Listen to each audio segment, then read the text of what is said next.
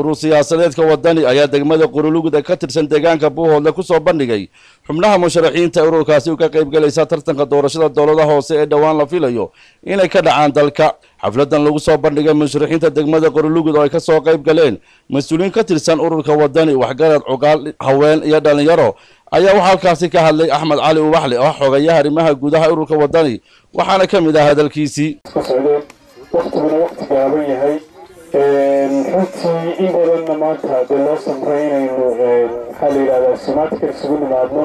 inaynu musharaxiintii degmada Qorolugud ama gobolka Buuhoodle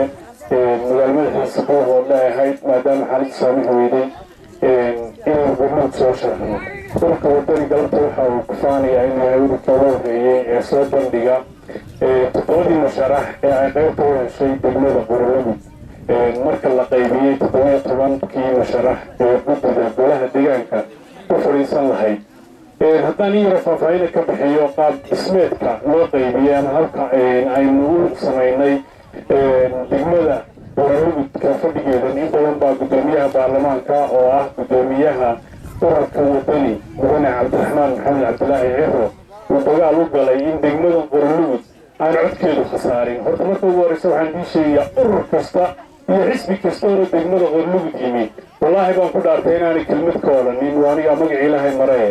inaanay hal kelmad ka odhanin codka reer Qorolugud sidii la odhan lahaa ilaa mooyaane xisbiga ama ururka wadani. marka ugu horeysa waa faan iyo bashaaro iyo talo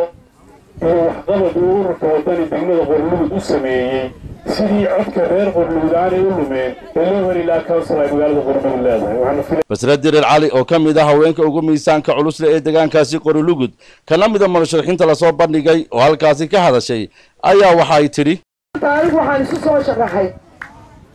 maayirka magaalada Qorolugud marka waxaan isku soo sharaxay in badan baa rag yiraahday bal hadda duwar kala ku daya. xafladan oo ay si weyn loo saagaasimay ayaa waxa ka hadlay waxgarad dhalinyaro haween cuqaal kuwaas oo dhamaantood sheegay inay taageero la garab joogaan musharaxiintan tartamaysa. Kays Axmed Digaale, Home Cable TV, Burco.